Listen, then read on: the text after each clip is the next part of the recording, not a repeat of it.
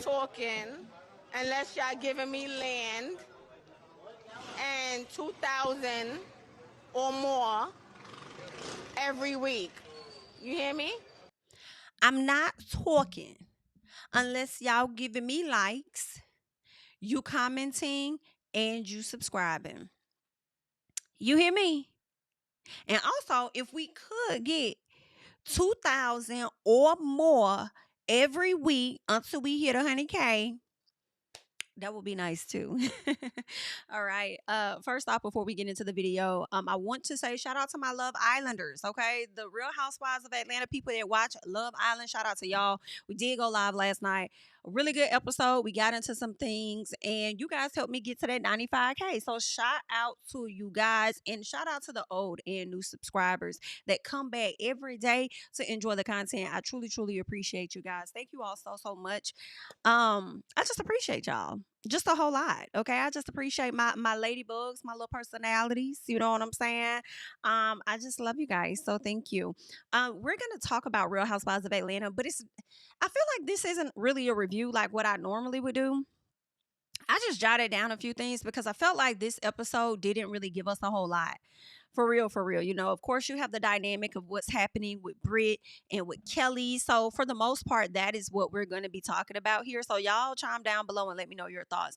I'm just going to pick up where Phaedra comes into the room with Porsha and Cynthia, and they talk about freaking Frack 2.0 pretty much in the beef and stuff because Phaedra is letting the ladies know, like, hey, I just learned some things from Brit, okay? And what I'm hearing is that Mighty Mouse obviously decided that she gonna snatch her glam squad from Britannica. All right. So she gets into that entire spiel, and Portia's like, "Ooh, you know what, girl? That's interesting. That's interesting because usually Kelly mouth be real loud behind Britannica. You know that, right? Yes. So I find it to be real interesting that last night when Shamia was going in on her, Miss Kelly was giving mute. Okay, cute and mute is what she was giving. So they're starting to notice the dynamic. Porsha gets in the confessional and says, "Ooh, child, that's some interesting stuff." She says, "I'm starting to think that the issue between these two ladies is jealousy because that's the only spirit that would cause all of this." So I'm like, I don't necessarily think that is jealousy in my personal, but I do question if you're aware of the jealousy within the friendship that you have with Shamia. But a lot of times we can see things on others that we are not necessarily seeing within ourselves. So what would you say would be the cause of the dynamic between you and Shamia when y'all was barely talking to each other for real, right before y'all start filming the show? Okay. And she secured that contract. She didn't even call you on the phone to tell you she locked in that contract. She actually texted you and told you, like, "Hey girl, I got the opportunity, I got an interview, whatever, I got it." Yikey dikey. But anywho, what y'all got going on, girl? So that's what's being said. All right. Phaedra, I don't understand the need to continue to insult Miss Girl's height. All right. I'm surprised the people ain't come up with a word for that. You know how they have like different things for different situations, right? Whether you are biased towards a person because of their skin complexion, whether you're biased towards a person because of their size as far as weight or whatever the case is, their body structure. So I'm surprised nobody doesn't start saying something about people being biased towards others because of their height. I'm sure that's going to be coming along at some point because the people complain about everything. But I will say, why you keep coming for that lady height when y'all really like the same height? Y'all really literally see eye to eye. And that's what's crazy to me. And as loud as you feel that Kelli is, I do feel like sometimes you're unnecessarily loud as well. Unless you don't want nobody knowing your business, then you get real low when you talk low. So what's really going on with bitches like y'all? Remember you said that? What's going on?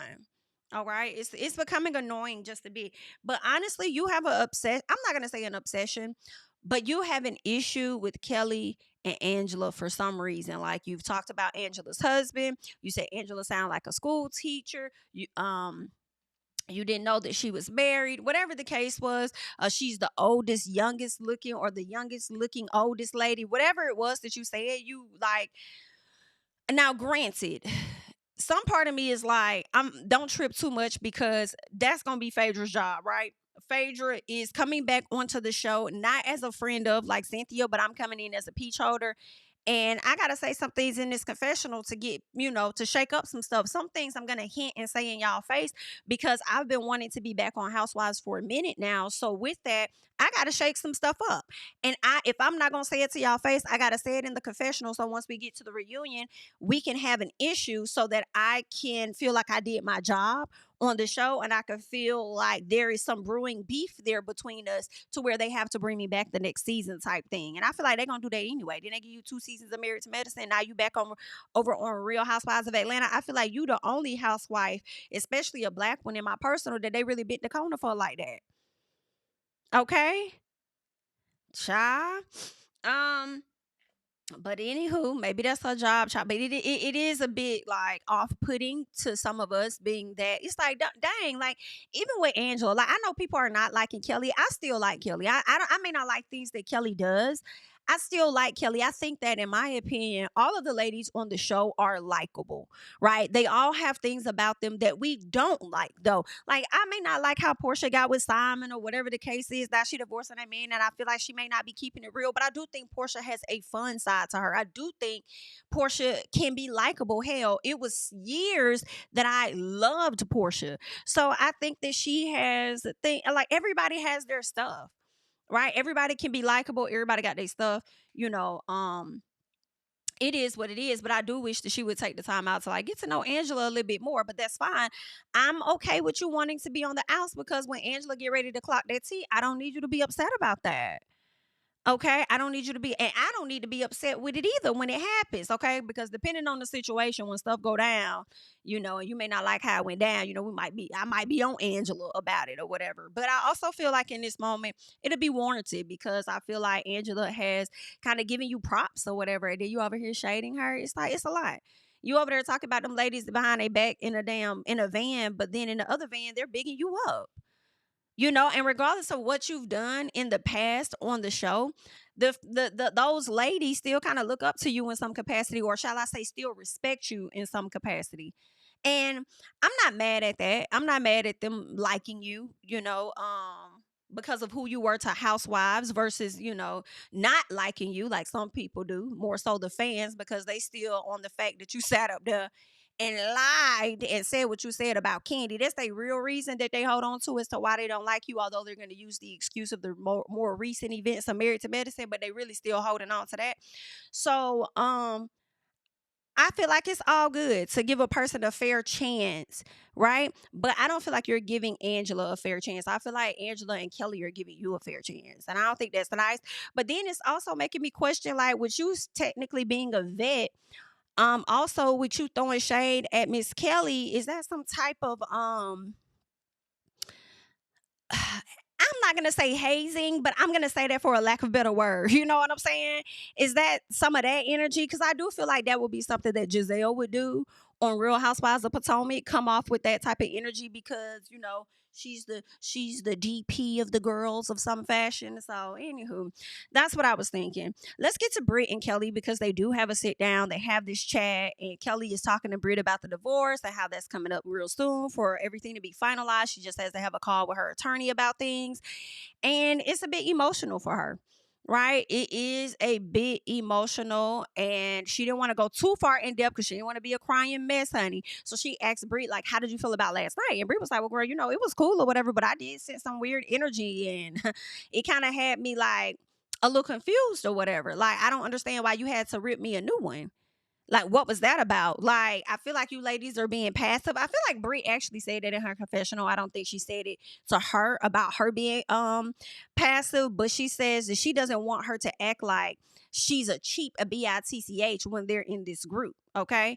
She said, so is this really about donating or what? Because if I'm asking you like what I'm supposed to do and what's what, and you ain't telling me, then I'm gonna give what it is that I think I should be giving. But for you to also be a woman that flexes, oh, this is a 10 carat, this is such and such ring. oh, we got this, we got that. Oh, we riding around in these type of cars. I would think that in my expectation of how I've seen you show up on this show, for me, I definitely would have expected more than a roll of tissue or a pack of tissue. Of like, I would have expected more than a grocery bag of items, and a $250 cash app. Like, I'm not gonna hold you. Like, I would have expected that you would have been trying to stun on the girls and outshine the girls high key by giving the biggest donation based on how you've shown up on the show. But Kelli tells her, like, girl, no, it's definitely about the donation, And, I just feel like Shamia just felt like, you could have done better than that. And I just feel like you got a bigger purpose, right? So that's what she's talking about, her having a bigger purpose and stuff, and how she wants her to be a friend that's in her purpose, or something about purpose. So Kelli also said that it's about donating. She says you sat up there and highlighted what you did for your team and everybody going off and getting their body done and stuff. But then when it comes to actually donating to matters that are important, you dropped the ball on that. But then also at the same time, when it comes to Britannica, like, that was old. That was she said when she first opened up her agency, like, that was a few years ago. Everybody not trying to be compared to their finances today in comparison to what they had years ago. I don't think that was a great excuse to use, but I will say how she's shown up on the show as a whole more recently, not what she did years ago, but what she's done recently, in my personal, those are the things that would make one expect you to do more. So Britannica says that, well, it's not that complicated for me. She says that I feel like when it comes to you, you like to hide behind your team as a shield. And she says she don't need all those people around. Basically, I don't need all those folks around when I'm trying to connect with my friend, is what I'm hearing. She says, let's talk about the real reason that you mad, because she doesn't want her team working with Britannica. And so Kelli says that she didn't mind lending her team to her for that limited time until she got her own team. But she also goes on to say, damn, do you want my gynecologist too? I'm like, yeah. If your gynecologist does a great job, you feel what I'm saying? And you can recommend them for me. Hell yeah. I know my gyno absolutely love her down. Okay, and that was recommended to me by a friend. Absolutely love her. Okay, so yeah, BITCH. Yes, those type of companies and businesses are in the business of referrals, child. Okay, a referral can go a long way. But also, I understand Kelli, because it's like, get your own team. Why you ride mine? Yeah, get your own team, because even Porsha, and I've talked about this before, and this is for the people that didn't watch those videos possibly, but Porsha was just complaining about I guess being late to an event or whatever this season because her makeup artist was working with Drew. Who wants to deal with that? When I am trying to work with my person, they're working with you. Like, don't throw me behind because you got to sit up here and finish her hair because she didn't like it, or you got to do this to her makeup because it didn't fit this or that. Like, no, don't throw me. But I wouldn't want that. But what I will say is that person can very well be her stylist, maybe not for the same events. Maybe they could style Brit for something else that she wants to do. Maybe she wants to do some influencer shots or whatever, build up her platform over there with that, while they work with you on the show. And one thing about it, those makeup artists, those stylists are going to know other makeup artists and stylists that may be looking for an opportunity for them to, style a housewife or whatever. And I feel like that could have worked. I know Phaedra did say, we use the same glam all the time. Yeah, y'all may use it all the time, but do y'all use it for the same events though? I feel like that may be a little different. And if you use it for the same event, you got to time things out accordingly. What time does the event start? How many hours in between before you start on the next face? Some people don't want to have their face done too early. They want to have their face done closer to the time frame of the event. If the event is at 7, they might want to go and get their face done at 5 versus having to get their face done at 3. And then I feel like with the styling of the clothing though, I feel like that might be a little different. But if you got multiple looks and I'm a person that's indecisive, and I'll try, and I probably need you to have me like 10 looks, and it may take some time. Like, yeah, like, don't rush me because I'm paying you. Don't rush me.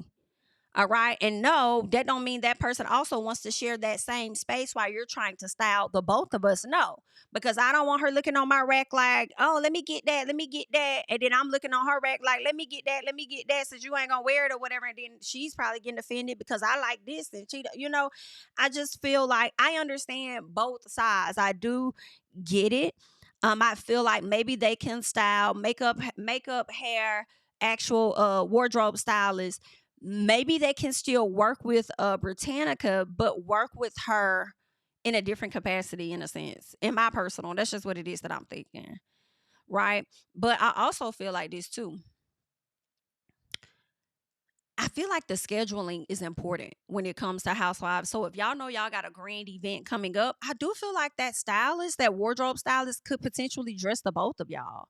These are the looks. How would you want your hair? Okay. Have you already decided on your hair? Okay, let me find some styles that's going to complement the hair or whatever. Or let me just send you some styles for this type of event. These are the items, right? I feel like they can send some, like maybe their top 5 picks. But rate them in what you want to try on first, potentially, or the ones you really like, and we'll bring those. If it's the top 3 out of the 5, okay, cool. Just organize the timing. I feel like scheduling is important when it comes to wardrobe styling.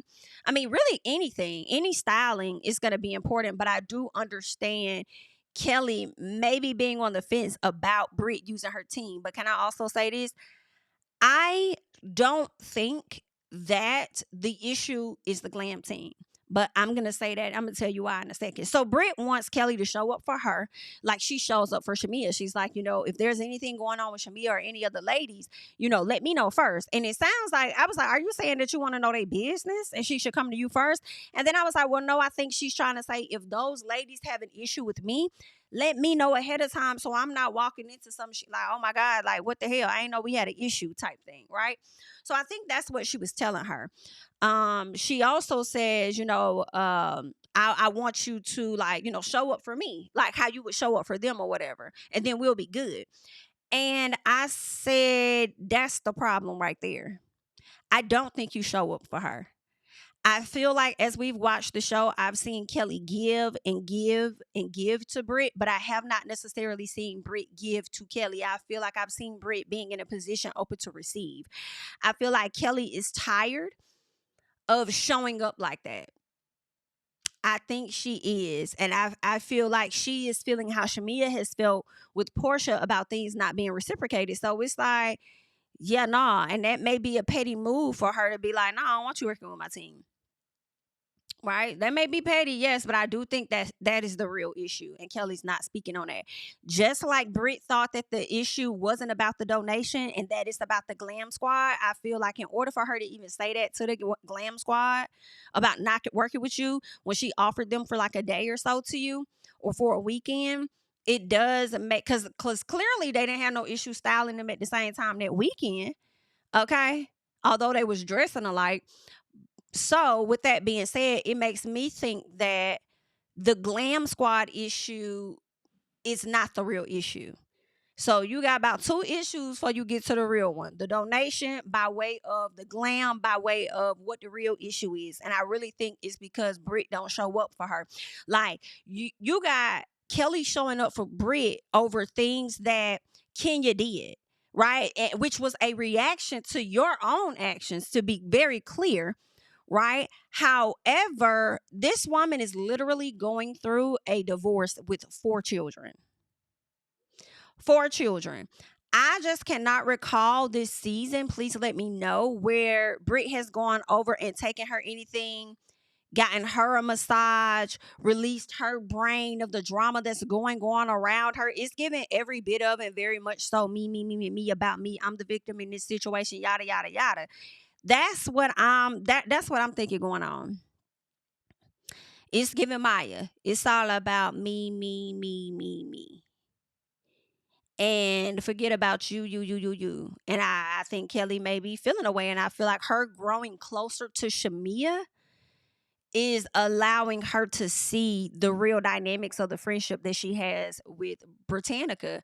And that's the reason why she wanted to pull the Glam Squad back. Now, granted, that is a bit messy now to pull them back when all you got to do is communicate with your friend and tell her how she's not showing up because we're very grown, right? So that is a bit petty, I have to say. But I do believe that that is the real issue. All right. Phaedra, we got into her. They do the jab event. Jab was cool. Jab was cool for what it was. Phaedra over here doing the most, trying to have a freak off on the bush child. I just doing too much for me. I'm the Cynthia of the group. When Cynthia was like, I don't want these men coming up on me, trying to do more oil. No more oil. No more oil. Don't calm down. I don't want to disrespect the culture or anything like that. But no oil up here. I'm not trying to have a freak off on the bus, okay? And no oil. All right. Period. Shout out to Armand because it's not giving more oil. Not over here. And it's black at that. Scoot back up off me. Y'all trying to mess up my good skin and my good clothes and hair. It's no disrespect, but scoot back, okay? Another thing I wanted to highlight before I go is the fact that, it's been rumored that Britannica fell out with the cast. And, as I was watching the after show, I said, did she really fall out with the whole cast or just some of the cast? Because and they're saying this happened, right after filming, we're going to see the rest of the episodes where she falls out with the whole cast. And I'm like, really? Because y'all do know that the after show is filmed after the season. So she was just fine with Phaedra and Porsha sitting up there. So at what point did she fall out with the rest of them? So it must be the other people. I have to say, I feel like in my personal, Miss Edie did not play her cards right with filing this lawsuit against Bravo, but that's just my personal. I don't know how the outcome is going to be. I don't know what's going to happen. I can only make my speculations and assumptions like everybody else. Because I feel like she didn't think about the longevity of things and booking other opportunities and being relevant and allowing this platform to propel her to other places.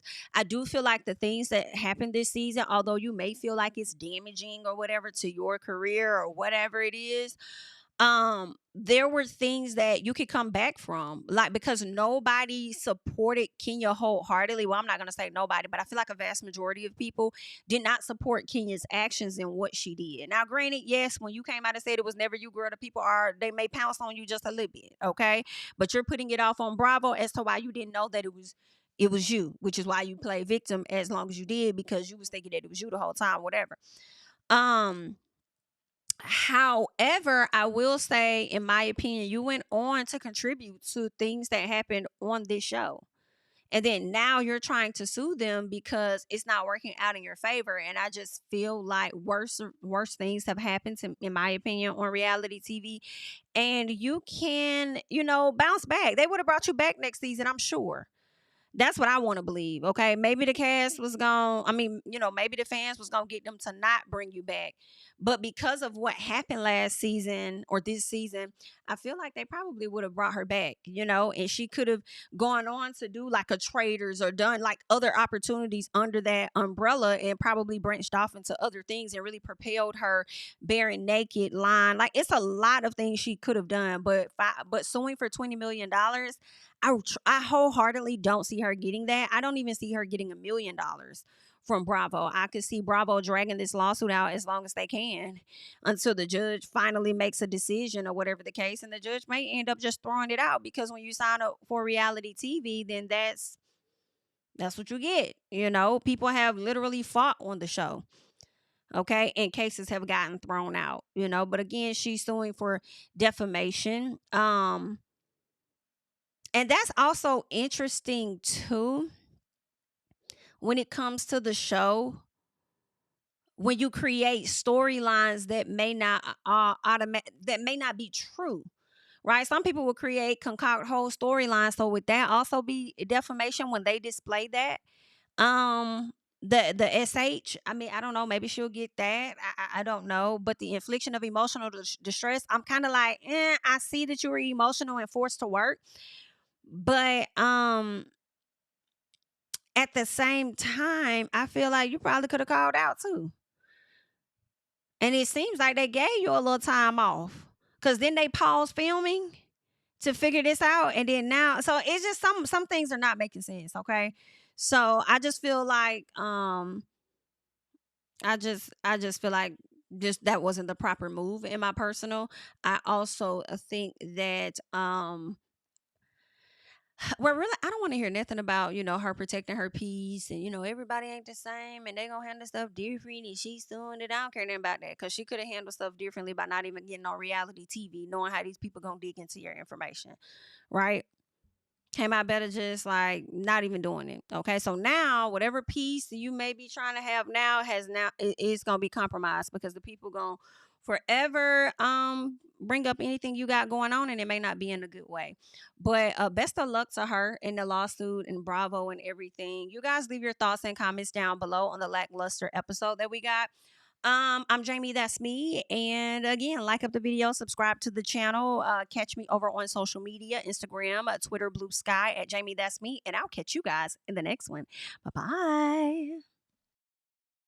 Tell him I preach to the choir. Stand with my feet to the fire. Give all the glory to God. Stand in the midst of these haters, I'm silent, nobody can stop me. Just gotta check in my notification, them numbers hit like it's a proxy. Cashed out at the ATM, and the ATL, they done made a gym. I've been kicking doors like the ATF, got them trying to clone me like Agent Smith. Game time, I invaded gym, high elevated, I can face the rim. Putting shots up, I got laser focus, about to take it over, I'm Invader Zim. On a trip to Florida like it's A&M. Who that nigga, man, they say I'm him. Spit the truth, never wasting film.